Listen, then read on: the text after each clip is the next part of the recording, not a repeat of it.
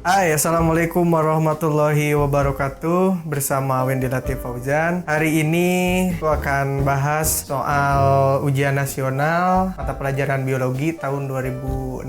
Sebelum kita bahas soal ujian nasional ini, kamu bisa mendownload soal ini di f87media.blogspot.com atau bisa mengklik link yang ada di bawah ini di bagian deskripsi. Oke, kita mulai dengan pertanyaan pertama. Saya buka dulu.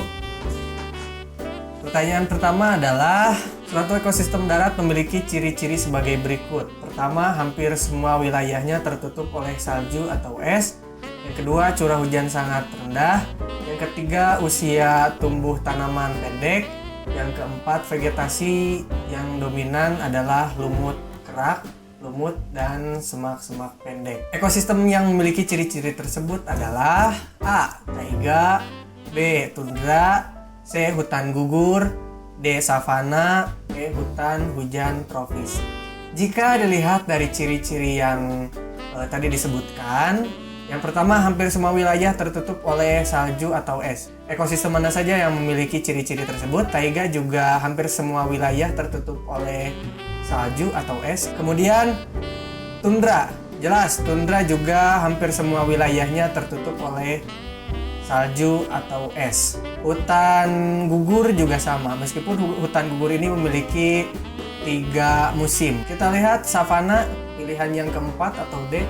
Savana ini dia tidak tertutup oleh salju atau es. Yang terakhir adalah hutan hujan tropis. Hutan hujan tropis itu seperti di Indonesia, di Kalimantan, jadi tidak tertutup oleh salju. Ciri yang kedua adalah curah hujan sangat rendah. Di taiga curah hujannya bisa dikatakan rendah. Tundra curah hujannya kurang dari 250 mm per tahun. Sedangkan di hutan gugur sekitar 750 mm sampai 1000 mm per tahun. Di savana cenderung sedang curah hujannya atau bahkan tidak teratur, dan di hutan hujan tropis curah hujannya sangat tinggi, itu 200 hingga 350 cm per tahun. Ciri yang ketiga, usia tumbuh tanaman pendek. Yang memiliki ciri-ciri tersebut adalah tundra, sedangkan yang lainnya cukup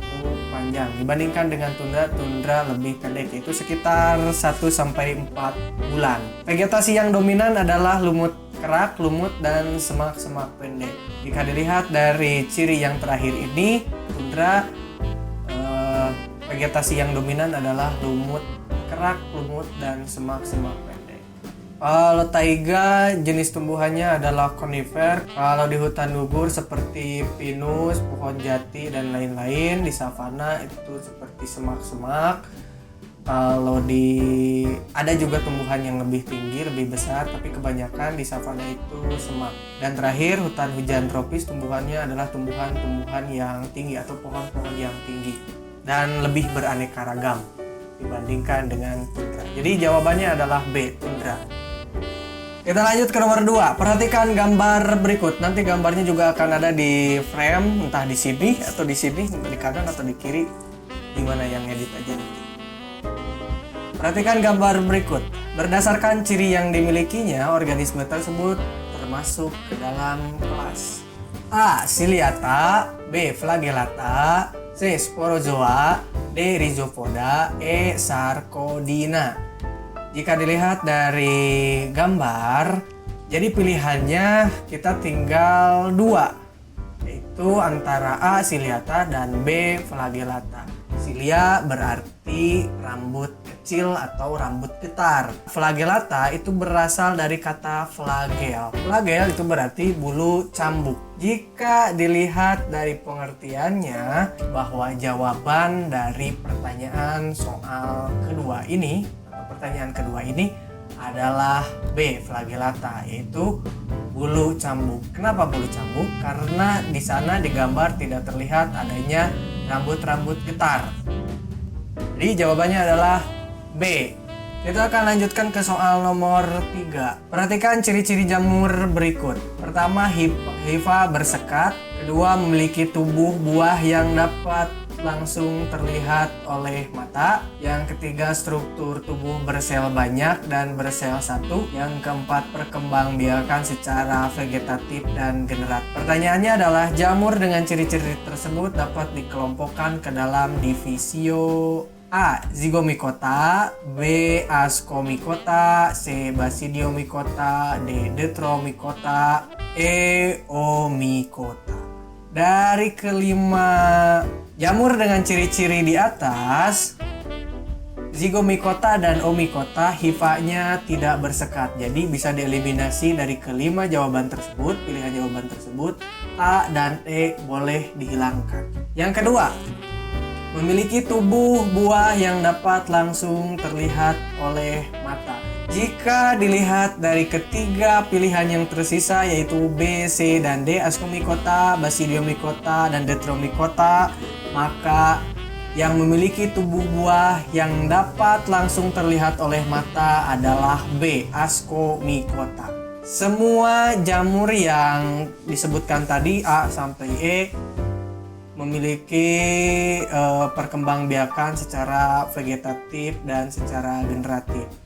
Kemudian struktur tubuhnya ada yang bersel banyak dan ada juga yang bersel satu. Tapi yang memiliki tubuh buah yang dapat langsung terlihat oleh mata adalah B, Ascomycota. Jadi jawabannya adalah B. Oke, kita lanjutkan ke pertanyaan keempat. Perhatikan gambar tumbuhan berikut. Gambarnya nanti akan ditampilkan di sini, di kanan atau di kiri, tergantung yang edit lagi. Oke. Kedua tumbuhan tersebut tergolong pada kelas yang sama karena memiliki ciri-ciri yang sama, yaitu A. Dikotil, tulang daun sejajar dan melengkung. B. Dikotil, tulang daun menyirip atau menjari. C.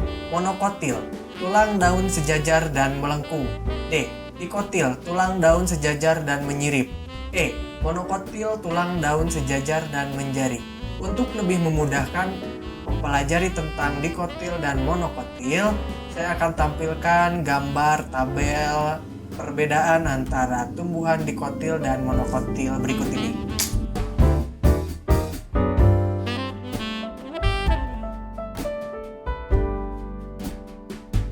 Dari tabel tersebut bisa kita lihat bahwa yang memiliki tulang daun sejajar dan melengkung adalah tumbuhan monokotil. Jadi jawabannya dapat kita simpulkan yang harus kita pilih adalah C, monokotil, tulang daun sejajar dan melengkung. Kita masuk ke pertanyaan terakhir di sesi yang pertama, yaitu soal nomor 5. Kita akan tampilkan juga nanti gambar entah di kanan atau di kiri. Perhatikan hewan-hewan pada gambar berikut. Hewan-hewan pada gambar mempunyai kekerabatan yang dekat sehingga dikelompokkan dalam ordo yang sama berdasarkan A. Adanya telinga, B. Penutup tubuh, C. Cara berkembang biak, D. Jumlah anggota gerak, E. Jenis makanan. Untuk memudahkan menjawabnya, aku juga akan menampilkan tabel dari taksonomi ketiga hewan tersebut. Yang pertama adalah kucing, yang di tengah adalah anjing, yang ketiga adalah harimau. Manusia harimau. Bukan manusia harimau. Oke, ini adalah tabelnya. Kukira sudah cukup melihat tabel taksonomi antara kucing, anjing, dan harimau. Bisa dilihat di bagian ordo pada tabel tersebut bahwa ketiga hewan tersebut sama-sama hewan karnivora. Kita semua tahu bahwa karnivora itu adalah hewan pemakan daging. Jadi ketiga hewan tersebut memiliki kesamaan pada jenis makanannya, yaitu pemakan daging atau karnivora. Sehingga jawabannya yang harus kita pilih adalah E. Oke, itulah kelima soal yang kita bahas hari ini, dan kita akan lanjutkan di bagian kedua pembahasan soal ujian nasional untuk mata pelajaran biologi bersama Windy Latif Fauzan. Jangan lupa di subscribe. Kalau yang belum mendownload soal bisa download di alamat blog di bawah ini di f87media.blogspot.com, atau kalau malas nulis kamu bisa langsung klik di bagian